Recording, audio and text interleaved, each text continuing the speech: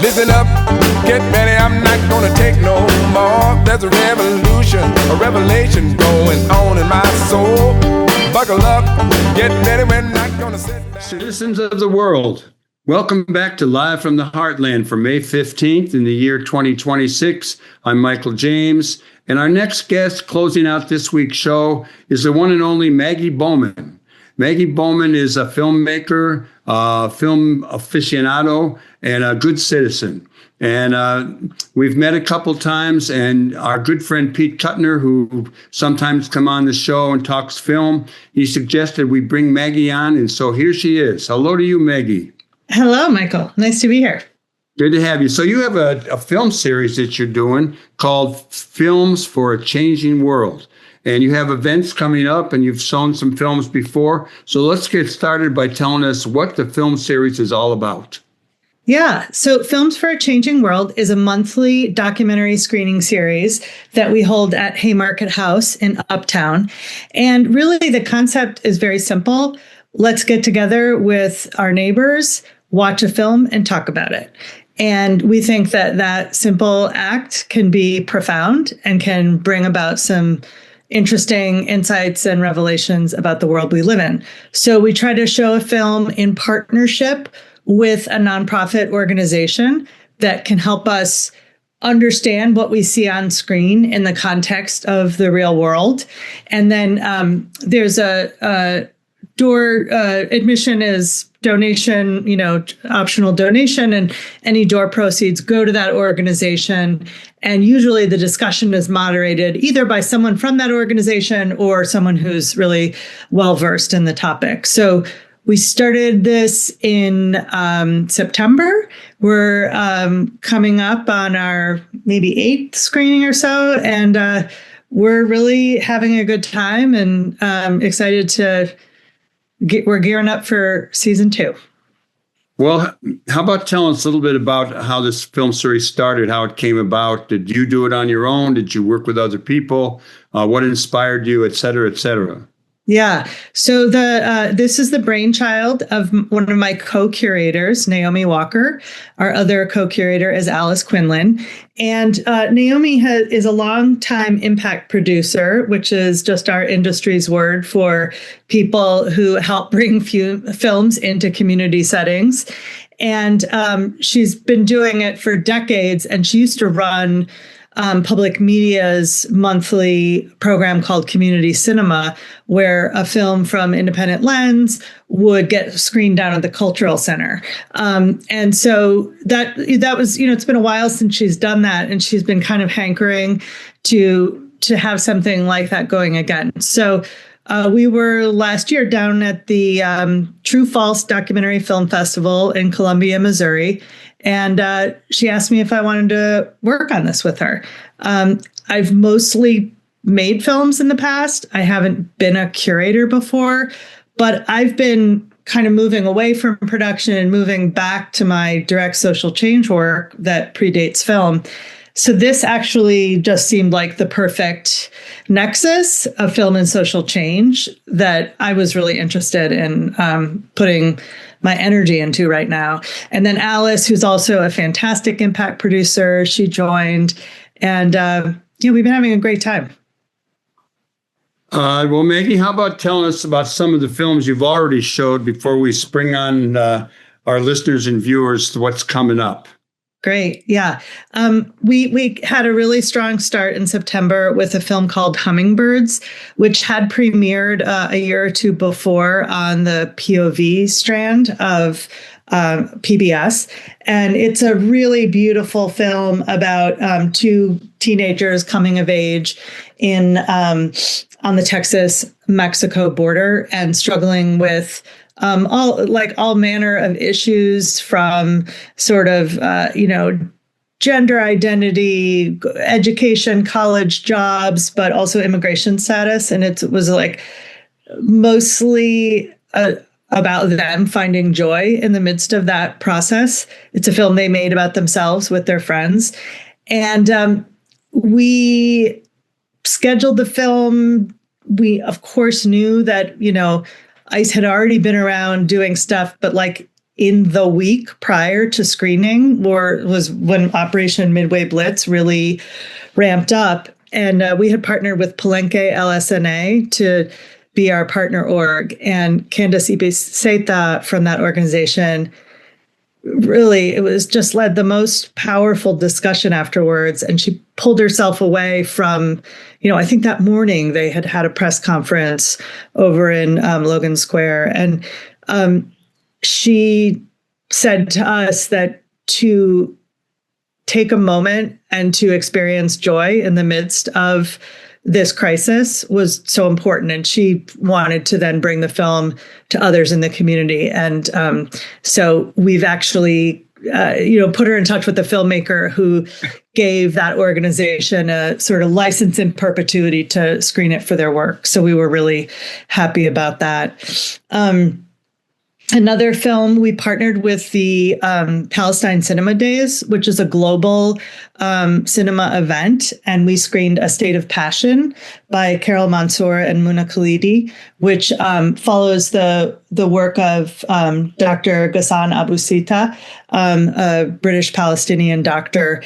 And we partnered with Chicago Palestine Film Festival for that. And Nina Showman Dajani came and led a really great discussion. It's a challenging film, but a really moving one. And then last month, we screened a short, Teaching America, by a local filmmaker, Anarima Bargava, which follows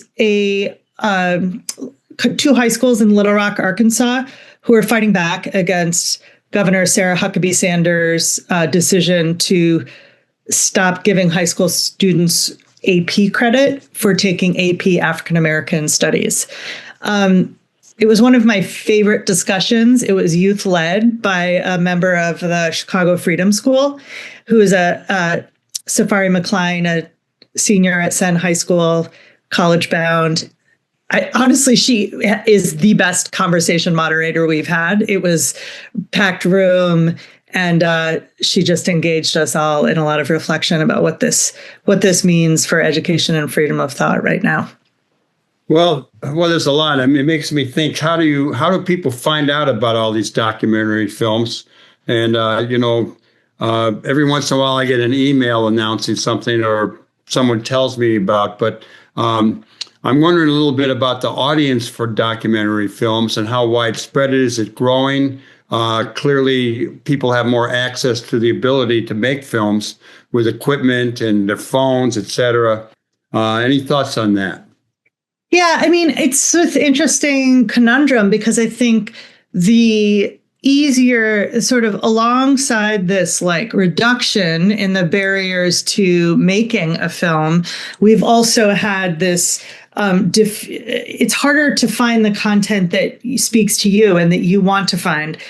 And the corporate consolidation in media has really limited the kinds of films that are most widely available. So you're seeing from streamers now a real concentration on true crime and celebrity biopics. That sells. That's what they believe sells. They've kind of been very reductionist in thinking about what their audiences want.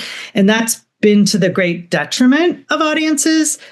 Public media has been an incredible source for independent documentaries. And as your listeners likely know, the Corporation for Public Broadcasting had its funding cut last summer. And that is, I've just separately been working on a report for the Ford Foundation about the impact of those federal funding cuts on independent documentary filmmakers. And it's a seismic shift. So one of our goals with this series is to just create another avenue for people to watch a film that might be of interest to them. And because we think that watching films and talking about it is part of democratic infrastructure, that getting together and talking about what you see on screen and trying to make sense of our society through stories is really essential to how we keep a free and open society alive. So this series, people can always, find out about at haymarkethouse.org, which posts all of our work. But we're always interested in trying to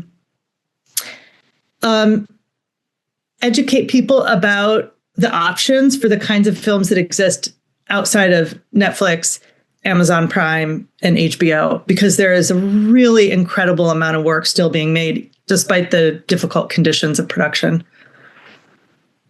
Well, this is makes me want to go start looking at more documentary films. But how about talking about, you have one coming up on May 19th, and this show goes up on the 15th.